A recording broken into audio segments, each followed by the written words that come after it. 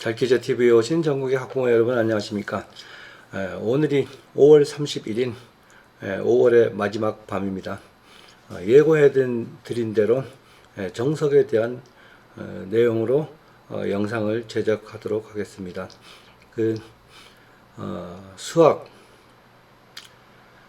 수학을 어려워하는 것은 99.9%가 수학을 배워오는 과정에서 건너뛴 부분이 있다. 쉽게 말해서 누락된 부분이 있기 때문에 정상적인 수업을 진행을 할 수가 없어서 어려워지는 겁니다. 매 학년마다 충분히 다져서 올라온다면은 큰 문제가 없죠. 예를 들어서 초등학교 1학년부터 계속 6학년 동안 배워오죠. 그 중에 한 학년에 어떤 부분이 빠지면 그 위로 올라갈수록 애가 점점 어려워합니다. 그리고 초등학교 6학년까지 배운 수학의 이론 모두를 가지고 중학교 1학년부터 다시 시작을 합니다. 많은 부분이 이렇게 겹칩니다. 그래서 초등학교 부분을 잘 못했던 애들은 중학교 가서 당연히 어려워하겠죠. 마찬가지로 중학교 부분에서 그러니까 초등학교, 중학교 부분에서 배운 모든 수학적 이론과 약속과 문제풀이에서 약속과 규칙 그런 걸 이용을 해가지고 다 배운 애들에 한해서 고등학교 과정이 시작을 되는데요. 고등학교 1학년 과정에서 또 한 번 초등학교부터 중학교까지 배운 과정이 반복이 됩니다. 그래서 그것이 1학년서부터 6학년까지가 부실했고, 그래서 중학교 와서 3년 동안 또 힘들어 했고, 그런 상태에서 고등학교에 올라왔을 경우 점점 수학이 어려워집니다. 자, 마지막으로 이제 수학 수능을 봐야 되는데요. 초등학교 6년, 중학교 3년, 고등학교 1학년 때 배운 모든 내용은 일부는 수트라 그래가지고 문과 영역에 포함을 될 수도 있겠지만은 그 부분을 노골적으로 수능에 출제하는 경우는 없다. 2학기 때 배우는 거 문과 같은 경우 그거 빼고는 그러면은 예전의 수학보다는 상당히 쉬워졌는데 애들이 수학을 점점 더 어려워하고 있습니다. 수학이란 과목은 문제가 생겼을 때 빠른 속도로 뒤로 가서 다시 출발해와서 그 부족한 부분을 메꾸기 전에는 앞으로 간들 아무리 어려운 문제를 푼들 수학의 진전이 안 되고 문제풀이에서 반드시 문제를 생깁니다. 그래서 그 수학을 공부하는데 점점 어려운 문제를 풀면 쉬운 문제는 더 잘 풀지 않겠느냐 하는 생각을 가지신 분은 크게 잘못 생각하신 겁니다. 어려운 문제, 특히 수학 과목에서는 자, 전번에 제가 수능 출제 매뉴얼을 소개했듯이 고등학교 교과 과정에서 배우지 않는 건 안 난다 그랬죠. 절대로 안 납니다. 절대로. 그래서 수학을 그렇게 어렵게 생각할 것도 아닌데 점점 수학을 어렵게 생각하는 이유가 중간 과정에 부실했기 때문이다. 이렇게 결론을 내고요. 수학은 그래서 이제 어려운 문제를 잘 풀면은 내 실력이 올라간다. 이런 것을 이용을 해서 그런 강좌가 많이 있습니다. 어려운 문제. 자, 예전에는 이걸 가지고 어떤 분은 이렇게 또 표현을 했어요. 직관수학이라고 해서 탁 보는 순간에 어려운 문제 해결 방법이 척척 나오거든요. 자, 그 문제를 자세히 살펴보면 출제 범위를 벗어난 문제들입니다. 그러니까 수학적 재능이 뛰어난 애들이 이렇게 봤을 땐 되는 그런 문제는 이제는 안 난다 그랬죠. 전에는 있었어요. 근데 지금은 안 납니다. 절대로 안 납니다. 모든 풀이 과정이 고등학교 범위 내입니다. 그래서 쉽게 설명을 하면은 자, 평면기하라는 건 바닥에 깔린 거죠. 이거를 이렇게 세워서 이렇게 입체적으로 한 건 입체도형. 그래서 이제 평면기하만 이렇게 배운 애들한테 예를 들어 이렇게 젓가락이 있어요. 젓가락 똑같은 길이 6개를 주어지고 정사면체를 만들어 그 얘기가 아니라 한 변의 길이가 똑같은 삼각형을 6개를 주면서 4개를 만들어 봐라. 이런 문제를 냈다 그러면은 이거는 출제 범위에서 벗어난 겁니다. 왜냐하면 그 방법은 정사면체에 있거든요. 이렇게 세우면 정사면체라는 거는 이런 한 면이 삼각형으로 생긴 거 여기 6개면은 세웁니다. 이렇게 피라미드 같이. 피라미드는 밑면적인 사각형이지만은 이건 삼각형이죠. 정사면체. 정육면체하고 다르죠. 저기 빛에 사각형으로 된 거건 정사면체 이렇게 뿔처럼 생긴 것. 자, 이런 생각을 탁 해내는 게 이게 직관수학입니다. 우리가 범위 내에서 벗어난 것. 수학을 이렇게 풀기 시작을 하면은 입시 수학은 어려워집니다. 그래서 수학을 하는데요. 그 정석이란 책은 참 오래됐어요. 그래서 누구나 이 정석에 대한 트라우마가 있어요. 특히 부모님들. 내 아이가 나는 고등학교 때 진짜 수학 정석 책 보면 아무것도 모르겠던데 하고 그런 트라우마가 있기 때문에 내 아이가 중학생인데 이 정석을 한다 그러면 뭐 너무너무 기쁜 거죠. 뭐 천재가 났나 이렇게 생각을 하고 게다가 뭐 초등학생이 한다 그러면 얼마나 뿌듯하겠어요. 그죠? 그런데 이 정석책을 배울 자격이 있는가를 먼저 검증을 해 봐야 됩니다. 이 정석책은 혼자서 충분히 배울 수 있거든요. 국민학교 6학년, 중학교 3학년의 수학 과정을 정확히 자기 걸로 만들고 또 많은 연습을 통해 숙달이 된 애들은 이 수학의 정석은 혼자서 충분히 해낸다. 그럴 때 정석은 진짜 위력을 발휘합니다. 요즘 수학 정석이 이렇게 바뀌었죠. 제가 겉장을 뜯어놨는데요. 이건 한번 보세요. 책 앞에 부분에 설명이 정말 잘 되어 있어요. 누구든지 혼자 할 수 있습니다. 단 초등학교, 중학교 수학을 제대로 한 아이에 한해서 거기다 국어 실력까지 겸비했을 경우 이렇게 그 모든 그 책은 본인이 직접 보고 터득했을 때 가장 큰 위력을 발휘합니다. 남한테 들어가지고 배운 것보다 본인이 책을 보고 터득한 게 저는 정석 책의 가장 장점 중에 하나가 혼자서 할 수 있다는 것. 대부분이 중학교 과정을 부실하게 해서 고등학교에 올라왔을 때 예를 들어 부모님들 한번 생각을 해보세요. 중학교 때 그렇게 잘 하지 못해서 고등학교 왔을 때 수학의 정석은 보면 쥐납니다. 쥐. 진짜 어렵거든요. 근데 제가 이제 서울서 고등학교를 다니다가 이제 몸이 아파가지고 시골로 잠시 전학을 간 적이 있어요. 몸 휴양차 1학년 때 갔는데 시골에 수학을 아주 잘하는 애가 있었어요. 결론적으로 말해서 이 애는 어디를 갔느냐 시골에서 고등학교를 나왔지만은 그때 우리 이과에선 최고가 어디예요? 서울대 전자공학과 거기를 갔어요. 걔는 그 수학을 잘해서 너 중학교 때 무슨 책을 했니? 하고 내가 물어보니까 완전 정복이라는 게 있었어요. 동아출판사에서 나온 거. 그거 1학년, 2학년, 3학년 외에는 한 게 없다 그러더라고요. 저는 믿지 않았거든요. 근데 나중에 알았어요. 진짜 찢어지게 가난한 집 애였어요. 근데 얘가 제가 그 학교를 다닐 때 6월달인가 5월달인가 전학을 갔는데 여름방학에 한 달 동안 어디론가 사라져서 연락이 안 됐어요.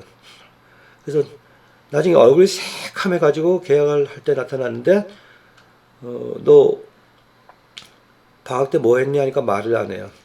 그래서 그 친구들 얘기를 통해서 나중에 알았는데 그 오징어 배를 탔어요. 방학 때 집이 워낙 가난해가지고 방학 때 오징어 배를 한 달 동안 밤에 나가서 오징어 잡고 새벽에 들어오면은 자고 또 공부를 하고 밤새도록 그 불빛 아래서 오징어 잡는 거예요. 멀미하면서. 그 애는 정석을 혼자 했거든요. 혼자. 그 어디 학원을 다니겠어요? 학원도 없지만은. 그게 나중에 보니까 그게 이해가 가더라고요. 지금 정석 책을 보면은 혼자 할 수 있습니다. 충분히. 그래서 저희가 이제 아이들을 가르칠 때 고 예비 고3을 이제 받아서 시작을 할 때 보면은 죄송합니다.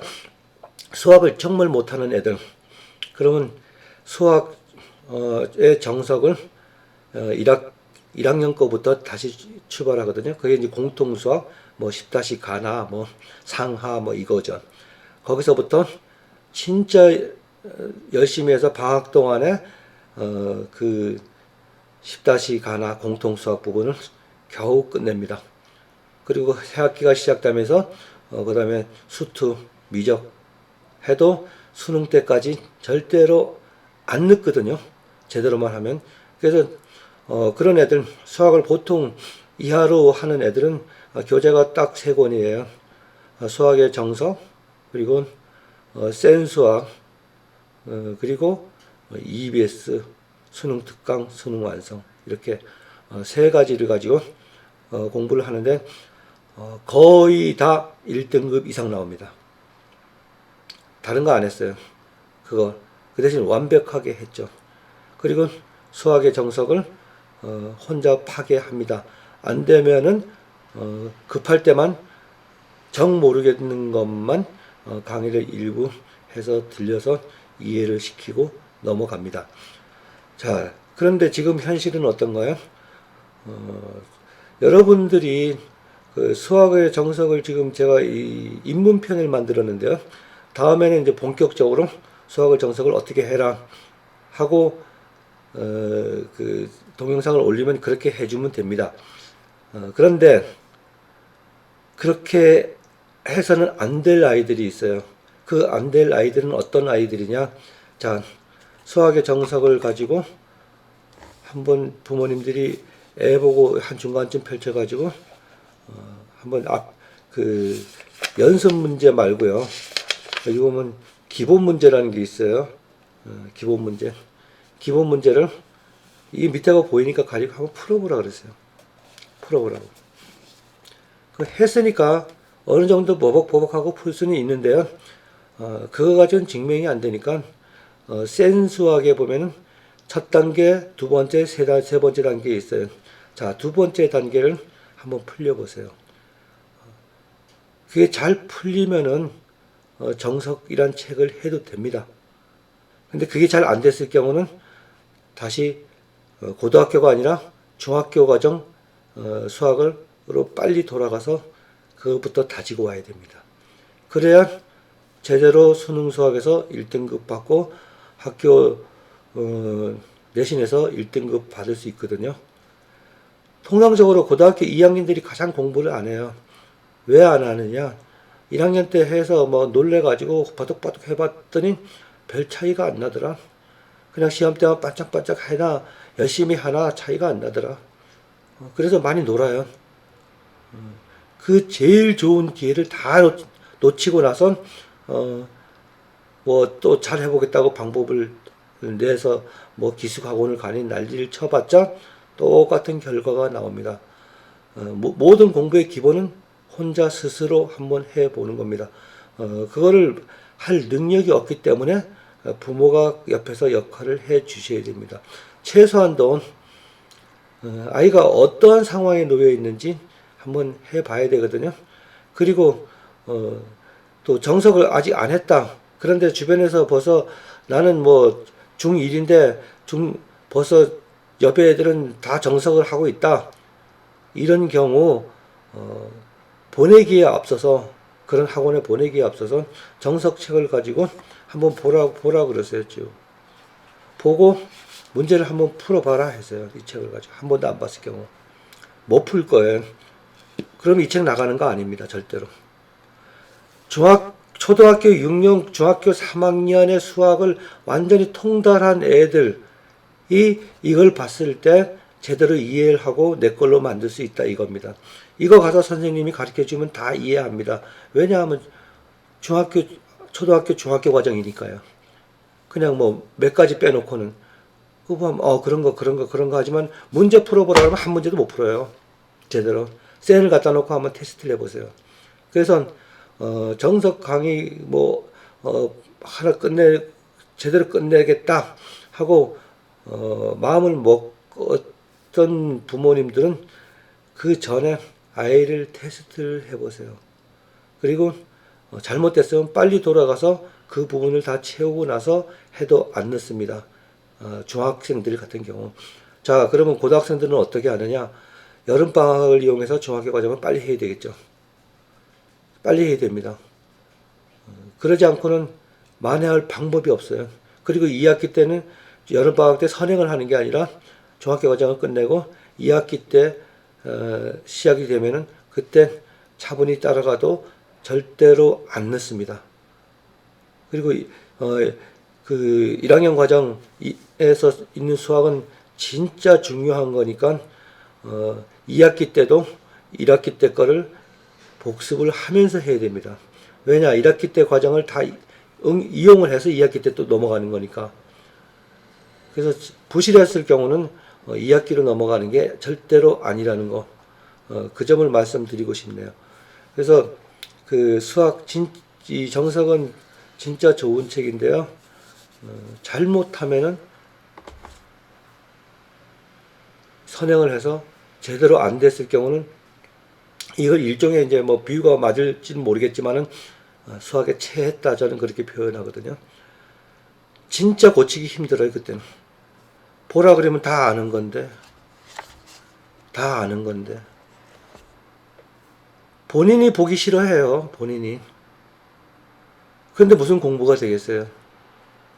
그래서 수학이란 과목은 뭐 다른 과목도 마찬가지지만은 이 수학, 특히 수학 과목은 계속 나가는 게 아니에요. 제대로 다져졌느냐 보고 해야 돼요. 공사장 그 1층, 2층, 3층, 4층, 5층 탑 올리는 거하고 똑같아요. 수학은. 자, 1층이 완전히 굳어진 다음에 2층을 또 거푸집 해가지고 또 그 철근 세우고 또 콘크리트 붓고 해서 또 일정 기간 이게 다 굳어서 어느 정도 됐을 때 그건 전문가만 알잖아. 이렇게 테스트를 해봐가지고 제대로 됐느냐. 그럼 그 위에다 또 쌓고 그 위에 쌓고 이렇게 올라가는 거예요. 생각해 보세요.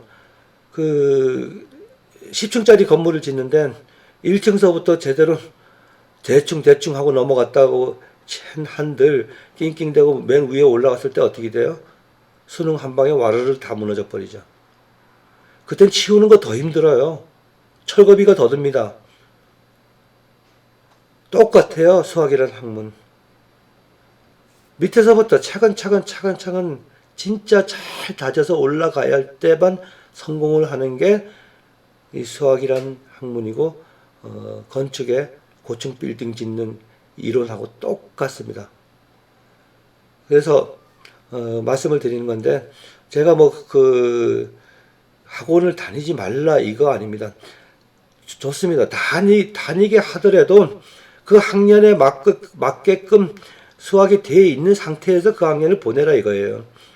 그래야 모든 게 정상적으로 이루어지는데 자, 학년은 자꾸 올라가죠. 실력은 그만큼 저 밑바닥에 있으면 빨리 돌아가서 그걸 고쳐서 끄집어 올리는 수밖에 없어요. 다른 방법 없습니다.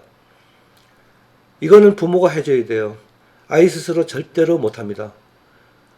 스스로 할 수 있는 애들은 유전적으로 정해져 있어요. 그렇게 오징어 잡으러 갔던 애들.